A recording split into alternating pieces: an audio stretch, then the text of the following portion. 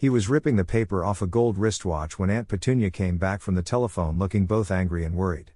"Bad news, Vernon," she said. "Mrs. Figg's broken her leg. She can't take him." She jerked her head in Harry's direction.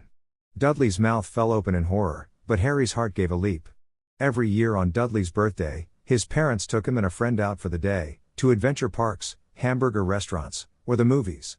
Every year, Harry was left behind with Mrs. Figg, a mad old lady who lived 2 streets away. Harry hated it there. The whole house smelled of cabbage and Mrs. Figg made him look at photographs of all the cats she'd ever owned. "Now what?" said Aunt Petunia, looking furiously at Harry as though he'd planned this. Harry knew he ought to feel sorry that Mrs. Figg had broken her leg, but it wasn't easy when he reminded himself it would be a whole year before he had to look at Tibbles, Snowy, Mr. Paws, and Tufty again. "We could phone Marge," Uncle Vernon suggested. "Don't be silly, Vernon, she hates the boy." The Dursleys often spoke about Harry like this, as though he wasn't there, or rather, as though he was something very nasty that couldn't understand them, like a slug. "What about what's her name, your friend, Yvonne?" "On vacation in Majorca," snapped Aunt Petunia. "You could just leave me here," Harry put in hopefully. He'd be able to watch what he wanted on television for a change and maybe even have a go on Dudley's computer.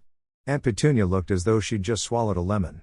"And come back and find the house in ruins?" she snarled. "I won't blow up the house," said Harry, but they weren't listening. "I suppose we could take him to the zoo," said Aunt Petunia slowly, "and leave him in the car. That car's new, he's not sitting in it alone." Dudley began to cry loudly.